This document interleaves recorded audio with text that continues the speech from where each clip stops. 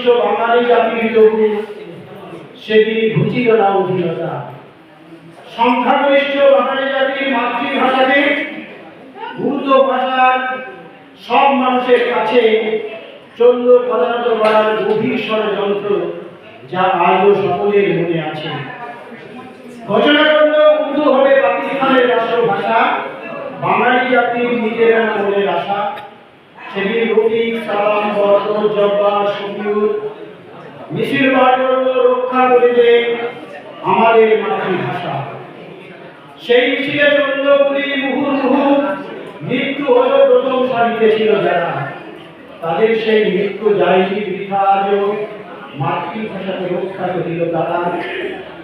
52 সালের সেই ভাষা আন্দোলনের পথ ধরে এলো বাংলাদেশের স্বাধীনতা।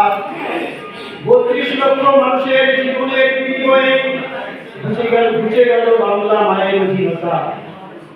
আর সারা বিশ্বের মানুষের মাতৃভাষা রক্ষা পেল, 21 পেল স্বীকৃতি আন্তর্জাতিক মাতৃভাষা।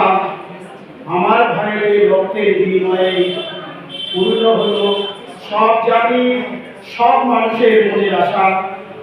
হয়তো ইতিহাসে থাকবে না সবার কথা, বড় বড় জ্ঞানীগুলি মানুষদের ভিড়ে, তবু তারা বেঁচে থাকবে সাধারণ মানুষের কাছে অমর 21-এ। তাই তাদের অমরত্ব লাভের কথা আসবে বারবার ফিরে ফিরে, আসবে সব মানুষের কাছে।